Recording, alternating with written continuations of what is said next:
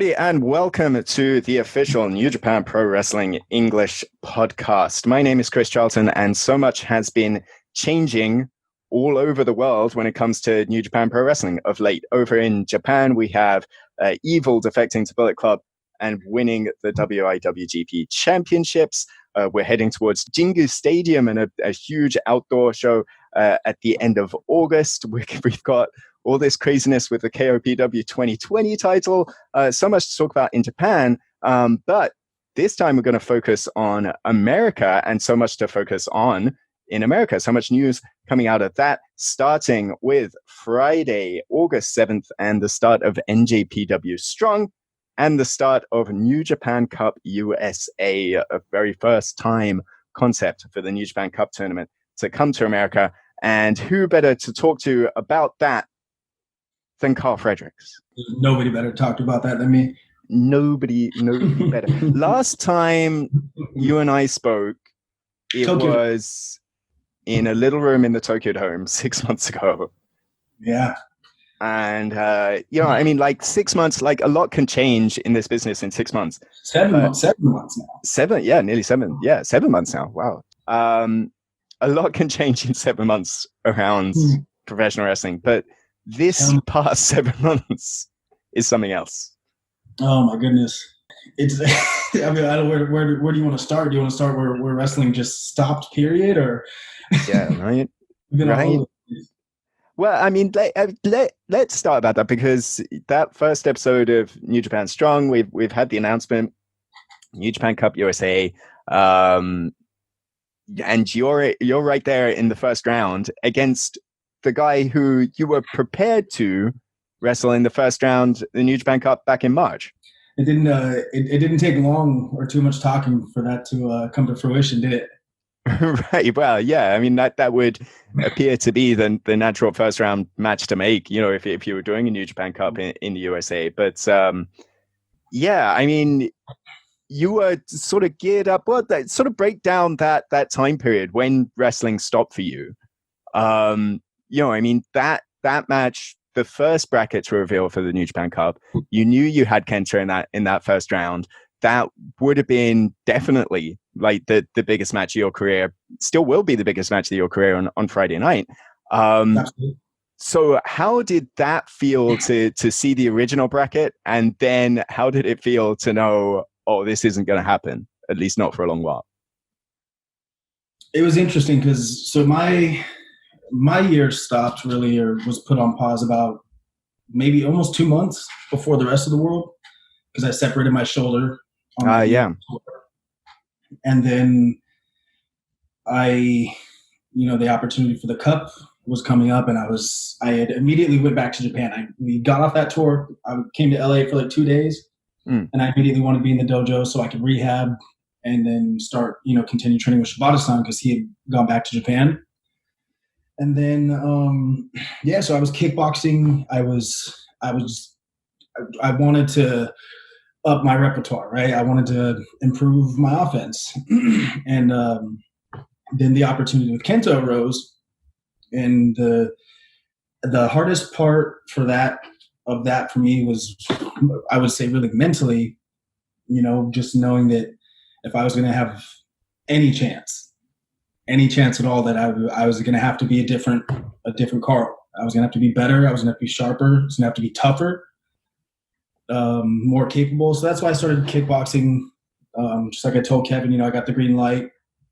And I was also very concerned that I was coming back too early, because it was about 5 weeks removed, barely, from that match. Would have been about 5 weeks removed from the injury, and it wasn't in a good spot. But I was doing everything I could. I got there mentally. I was confident. I was ready.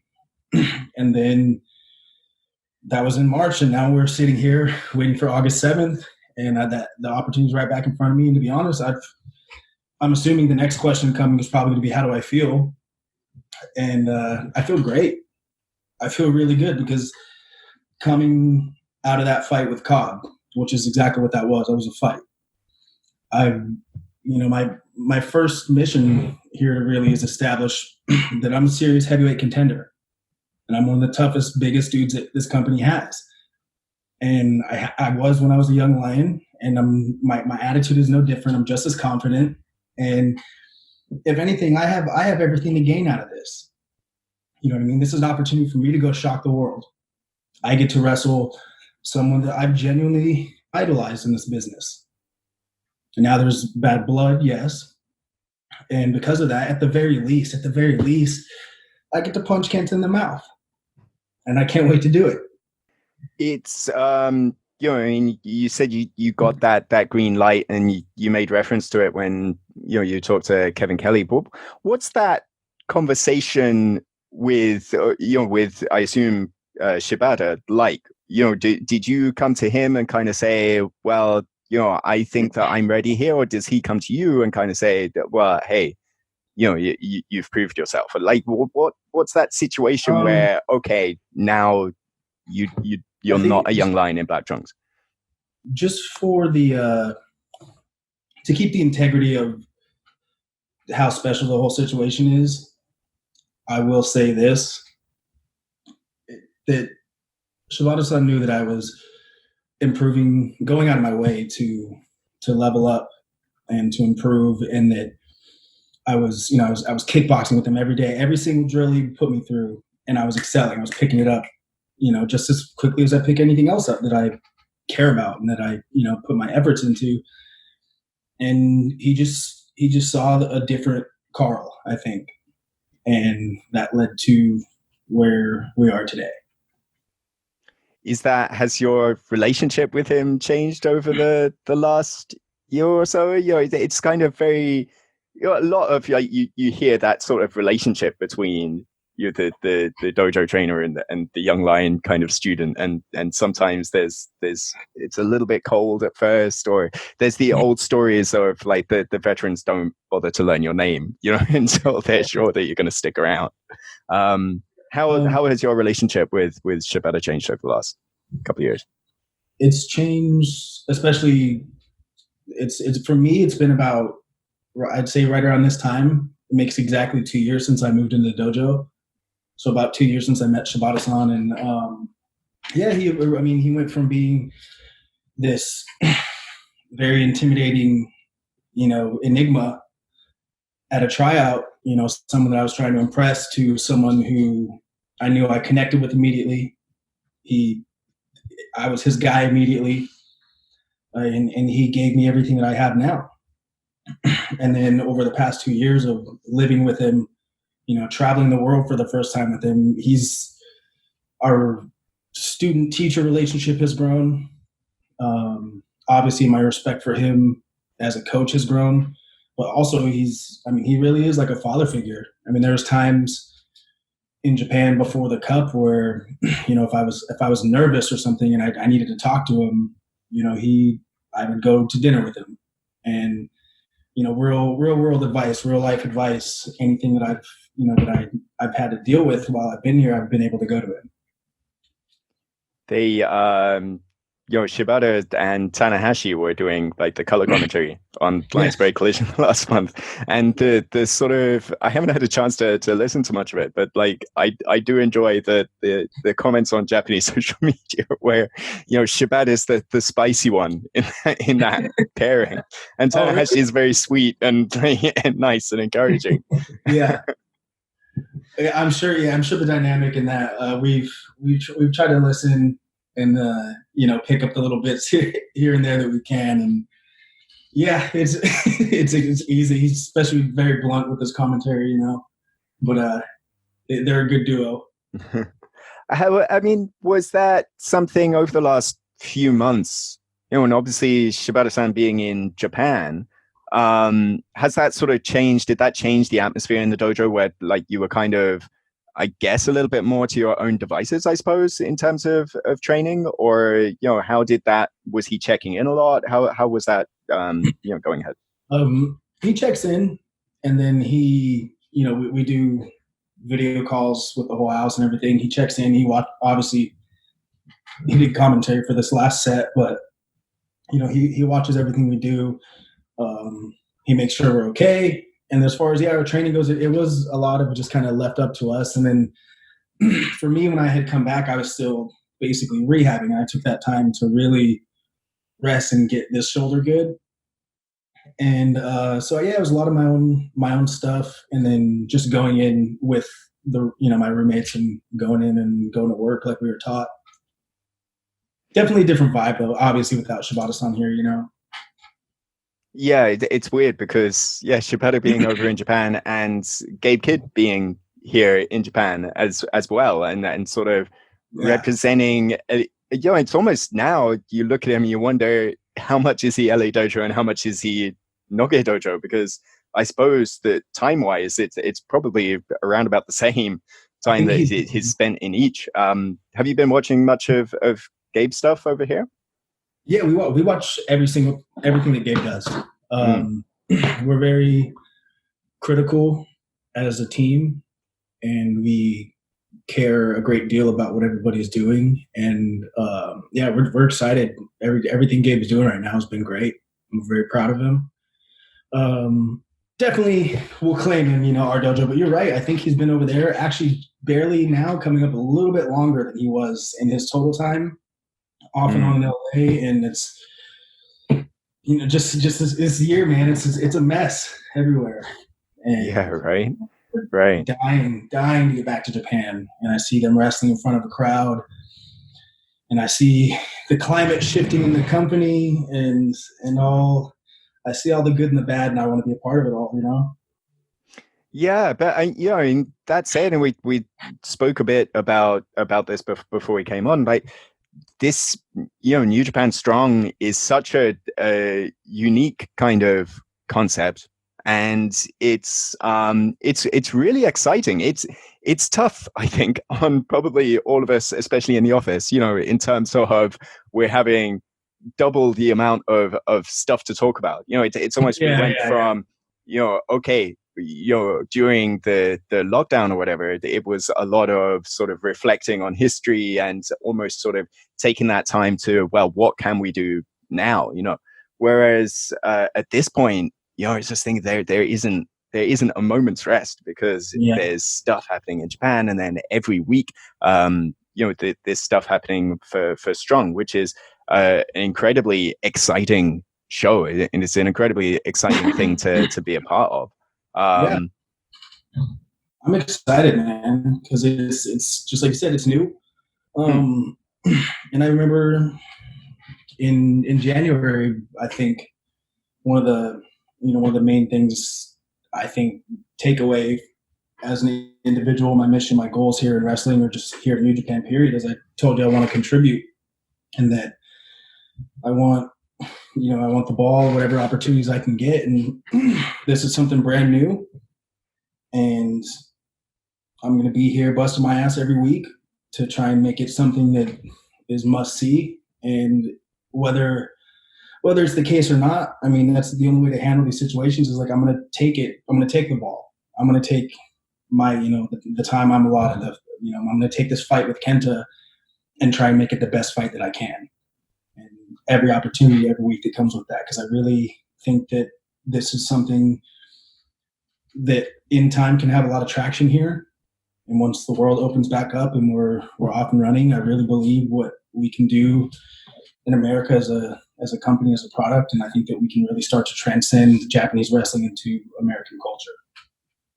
Right. Yeah. And I think that's something, and Rocky said the same, when I spoke to him before Collision started, was, we often kind of say with the America events, it's New Japan as is sort of put on in America. And,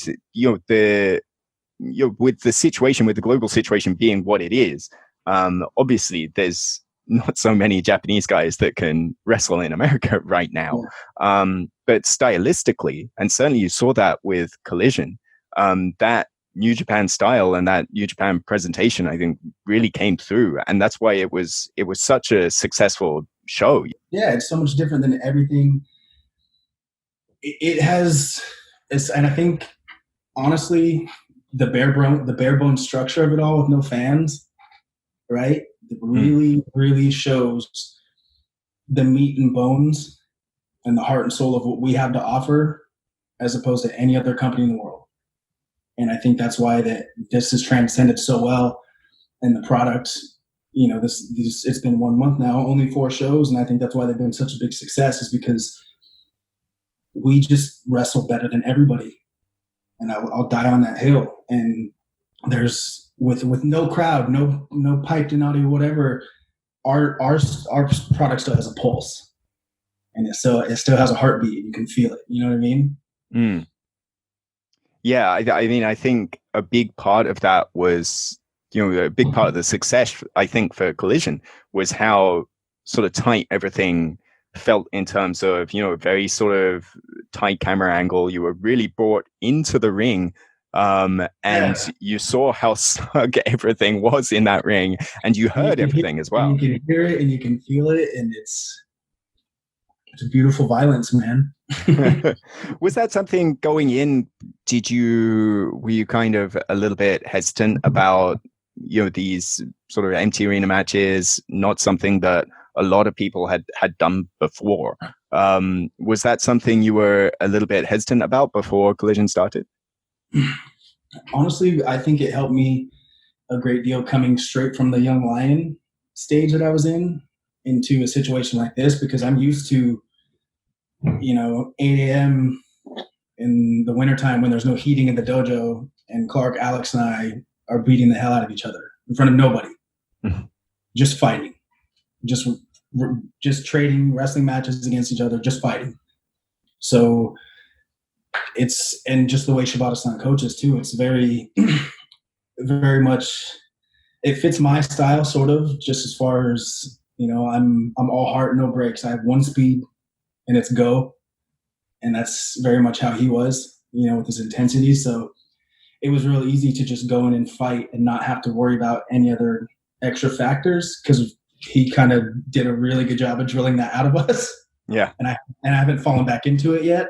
So yeah, I think that is, almost some of the more veteran wrestlers, that we would see during the New Japan Cup when they were in empty arena presentations, and you would have like a Tanahashi go to try and fire up a crowd, and the response not being there, and then Taichi taking his head off, and like, I think that was kind of the thing of, it's necessarily different in a sense, right? Well, and it's just like any sport. You imagine, like, say, Boise State football back in the day, they relied on that crowd, that audience, in a lot of tough situations. It really does play a big factor. So that really is one of Tana's strengths, is being able to do that and get that crowd behind him, So for him, I'm sure it is much harder of an adjustment than me.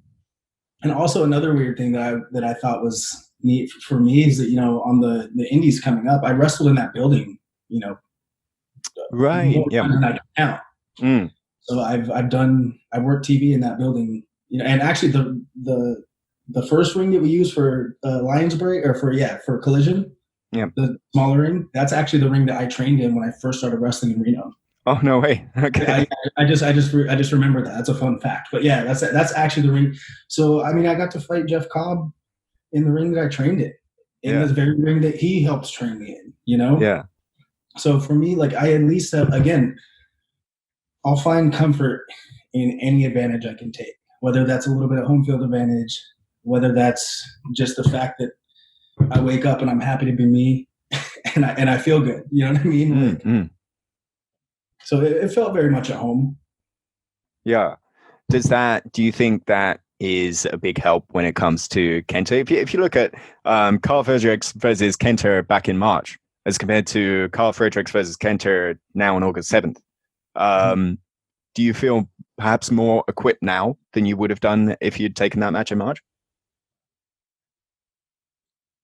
I mean, you saw my match with Jeff, correct? It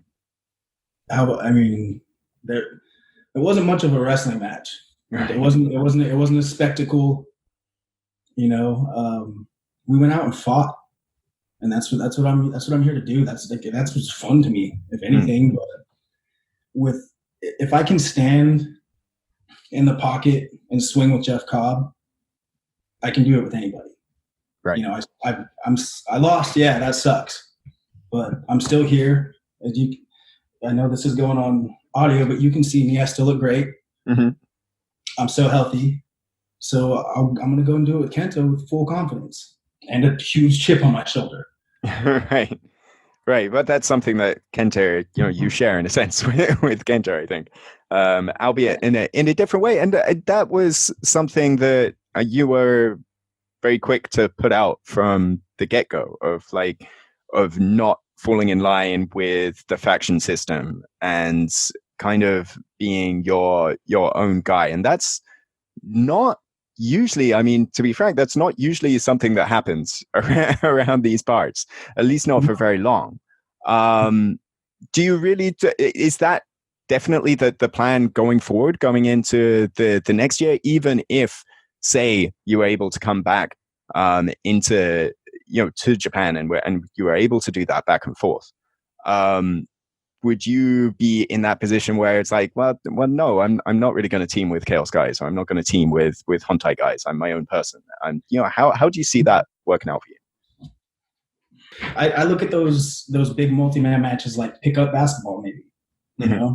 I don't care who's on my team. I'm trying to win. I don't care who's across from me. I'm trying to win. It's all that matters, right? And yeah, I don't know, man. Look at the situation with Evil. Look at I mean, I'm college educated, man. I'm well read on. I know my history. Mm-hmm. I know I see what goes on. I would love to team with Goto again. Goto, I have a huge respect for Goto-san. But as far as, man, everything about it, I don't know. I mean, if you can tell this, but I'm a bit of an individual. Yeah. I kind of, I marched to the beat of my own drum so much that I made my own theme music. Oh, nice. So, I don't like wearing the same gear as the other guys. I don't like doing the same moves. I don't like, especially this is sport, and this is an individual sport, if anything. Mm. And you leave yourself real susceptible to some bad stuff if your circle gets too big. And even look at LIJ, their circle is what, 4? Well, yeah, right. The smallest there is, right? Yeah. And even that wasn't safe. Right. And I'm here for respect. That's all I want in the world. I'm here to fight for respect and legacy and championships. And I'm going to do it how I want to do it. As far as my relationship with Shibata-san goes, he is very much my coach, always will be. So I'm going to run the offense how I'm coached, and I'm going to do it. I'm going to play the game how I play the game and put my own special spin on things. And I'm going to trust that. All right, so let's look then at the New Japan Cup USA bracket as is. So we've got 8 guys all teeing off for a chance to face the IWGP United States Heavyweight Champion. The name of the United States Heavyweight Champion hasn't been sort of as much on everybody's lips as of late, but that's an interesting little addendum to that tournament, where it's not just a New Japan Cup, but you might potentially have a shot at Jon Moxley. The where and whens of that not being entirely clear. Yeah, that whole thing, to be honest, bums me out. Just where I think, just like any other title in our company, that there's a certain amount of respect and prestige that should come with it, and the fact that it's kind of been on the back burner bums me out. Mm. But yeah, it's a huge opportunity. If I can pull this off, that's an opportunity for that. That's an opportunity to take, again, not only the product and transcend it, but I want to take that title and make it what it deserves to be, and right now, as you said, it's just not exactly that. Right. So, like that being the flagship of what Strong represents, that certainly there's a chance for that to happen. And so we've got 8 guys in this tournament. of course, you and Kenta being the first on that list, but also on the opposite side of your bracket, Jeff Cobb and Tangaloa facing off. And normally guys like Tangaloa and Tamatonga, straight tag team guys. I mean, all through last year, Tangaloa didn't wrestle in a singles match, and neither did Tamatonga. Oh, really? Yeah, so I mean, like it's an interesting environment for both of those guys to come into. But would you be? I would imagine you'd be pulling for, or you'd be picking Jeff Cobb to go up just so that you could have another crack in the semifinals, right? Oh, absolutely. I mean, I would pick Jeff Cobb again. It's not over myself ever, because that's just who I am. But I would pick Jeff Cobb a heavy favorite against just about anybody. But yeah, especially against two tag guys. It's a different world. It's a different match. It's a different cardio. Everything about it is different. But I also know that it's to my benefit if I win and Jeff loses. So it's sports, we'll see how it goes, man. There's so many ways it can all play out. Yeah. How about on the other side, Brody King and Tamatonga? And Brody King, a guy perhaps New Japan fans aren't so familiar with. He was sort of part of Best of the Super Juniors. Well, not as a junior heavyweight, obviously, I think, if you saw him. But he was on tag matches in Best of the Super Juniors. Really, really impressive. And that real mix of a super heavyweight size and a junior heavyweight ability to fly about the place. Have you had many run-ins with Brody King over the years, or do you have any opinions on him to share? So Brody King is someone that got into the business right around the time I did, same time. So we came up out in the West Coast and down here, but I had broken into LA kind of bigger, just as he was doing PWG and kind of got out. So we never wrestled. I've shared the ring with him one time, but there was about 20 other people in the ring, and that was 3 years ago. But I think he's one of the most talented heavyweights in the world, clearly. And everybody finds him to be some level of intimidating, it appears, and tough and all those fun things. So I would love nothing more than to square up with Brody King, just like I did Jeff, just like I'm going to with Kenta, and prove that I'm a no bullshit wrestler, and I'm one of the biggest, toughest heavyweights in pro wrestling as well.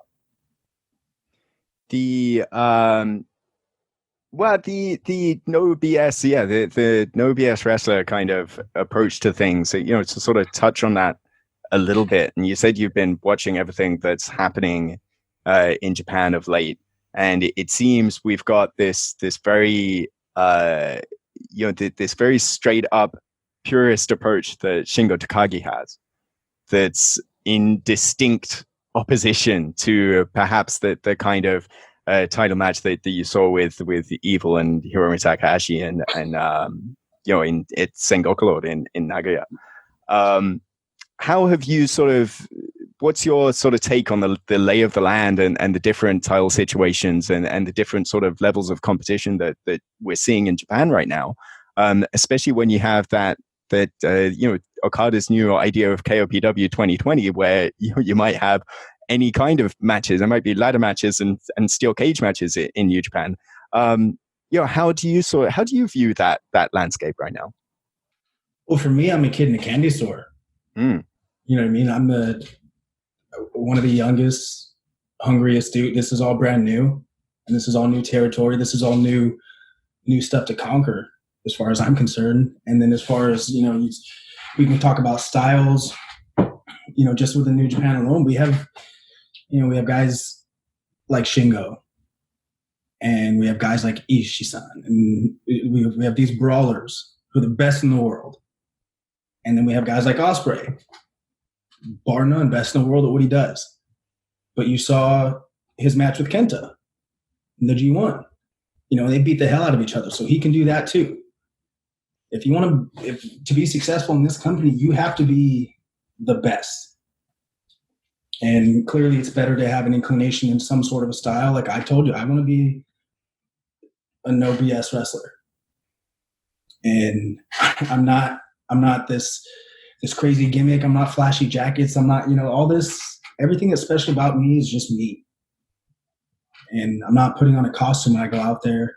I'm not putting on a facade. I'm just going out and fighting. And with more new match possibilities, that's more opportunity for me to make history in this company. If this is all going to be first time stuff, then I think everybody should be looking at it and salivating, because that's opportunity to be part of history. Sure. The last first round match in New Japan Cup USA is David Finlay and Chase Owens. David Finlay had his own sort of shoulder issues and came back from that. When you had your shoulder problem earlier in the year, was that something that you talked about? Were you comparing notes on how to quickly rehab a shoulder injury? Yeah, he was on the tour, and then when I got back to Japan, he had showed me his physical therapist has a whole Instagram and everything, and I was able to check in with him. Is this okay? Is this noise okay? Or is right. it hurts really bad when I do this? Is that okay? Stuff like that. So that was honestly a big help. Yeah. And that matchup, if you can put your sort of analyst hat on, that's kind of, it seems to me one of those, perhaps one of the from a mat-based standpoint, very, very sort of purist favorite match in terms of, David Finlay and all of his background, all of his training against Chase Owens, who is, so widely lauded for his inside work within the four ropes. That's a really interesting matchup. Yeah, I like Finlay as long as he can avoid all of the extracurriculars that come with Chase Owens, But yeah, Finlay's got my money. So assuming that you would get past, of course you would get past Kenta, you would get past Jeff Cobb, and you make the final. Who would you have opposite you in that final at the end of August? If I'm correct, Brody King's on that opposite side, right? Yep. Yeah, so you would say Brody King and Finlay. And then Brody over Finlay, right? Yeah. And then me over Brody. Wow. Yeah, that would be a thing. I say that's something to show up for. And it's important to say, and when we had the press conference, and Obari-san, the CEO of the American side, mentioned that it doesn't just stop with New Japan Cup. So Strong kicks off with the New Japan Cup, and it's going to be starting August the 7th at 10 Eastern, 9 Central, and then that goes. I think that the first week is the first round, and then August 14th we're going to have the semifinals. August 21st we're going to have the finals.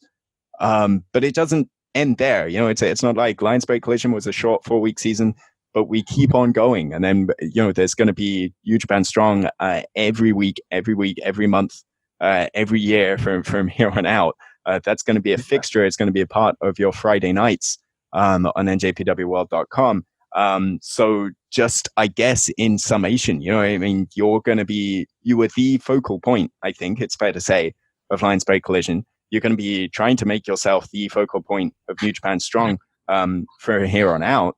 So what do you have in terms of a message, I guess, something to share, and what stamp do you want to make on this new program? I think that in just a couple years' time, honestly, but 5 years, 10 years from now, that we'll look back on. Obviously, this whole situation, the pandemic, there's a lot of special circumstances that made all of this happen. But I believe that what we're doing with this program and the amount of work that's being put into it, and again, just speaking for myself always, but the amount of drive I have and determination to put it on my back and make it something. I think that we're going to look back and really think that this is a special time, and it's going to be really cool to see it grow from what it is now. Literally, sorry, my main events have drawn 0 people. Thanks for that. But someday we'll start drawing a fan or two. yeah, I think that this is the start of something really special, and I think that I'm really determined to fully transcend this product to the rest of the world in ways that it hasn't yet. And that's what the point of all this is. That's why, that's why we have a New Japan USA. That's why I have a job. And now it's sink or swim. It's time to put up or shut up, and that's what's exciting about it. And I think that once it all gets going, then we can look back, and I think that this is going to be something that I'm very proud of in my career, and I'm very excited for it. And I'm taking it very seriously. All right, awesome. So you can watch Karl Fredericks versus KENTA in the first round of the New Japan Cup USA. just mentioning it made you a little bit nervous. That kicks off August the 7th at 10 Eastern, 9 Central, 7 Pacific, other times, wherever you are. I know for me, it's quite nice. It's like an 11 o'clock in the morning. It's like brunch with oh, that's great, yeah. Yeah. So plenty to occupy yourself with on NJPWWorld.com. Of course, the Summer Struggle Series is continuing in Japan. We're heading towards Jingu Stadium on August the 29th. Evil versus Tetsuya Naito in the main event of that event. Taiji Ishimori versus Hiromu Takahashi, KOPW 2020, and much more to come from that event. So keep checking NJPWWorld.com. Keep checking NJPW1972.com. And yes, so much exciting stuff to come from Karl Fredericks. So much exciting stuff to come from NJPW, both in America and in Japan, and on the official English podcast. So until next time we speak to you, gokigenyo, sayonara. And don't forget to pick up Karl Fredericks' new Always Alpha t-shirt from Tokon Shop Global. All the best NJPW merchandise shipped to 33 countries worldwide.